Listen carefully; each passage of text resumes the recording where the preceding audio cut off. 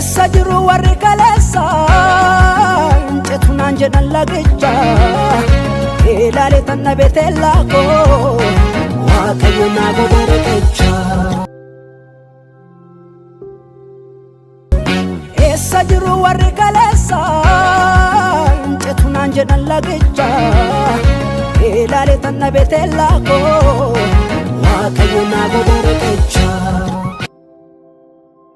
Sikadaddu daqiiqaa tokko kan hin guunne sekendii 30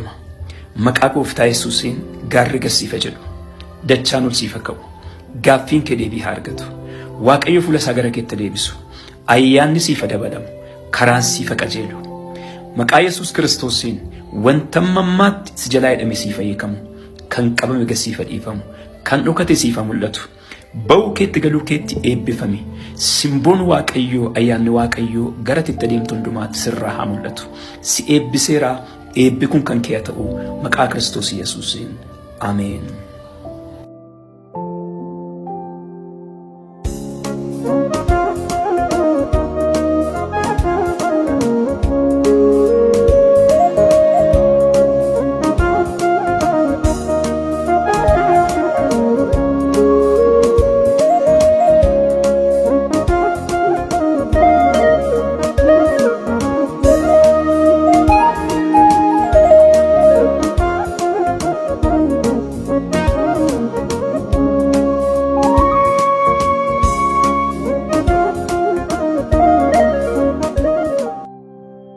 Sikadaddu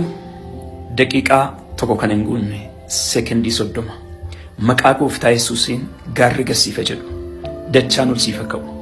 gaaffiin kee deebii haa argatu Waaqayyo fuula isaa gara keetti deebisu ayyaanni siifa dabalamu karaan siifa qajeelu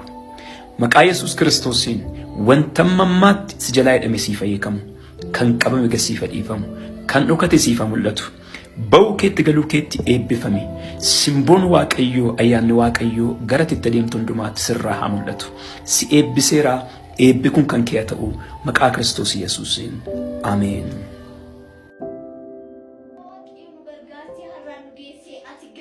Amen.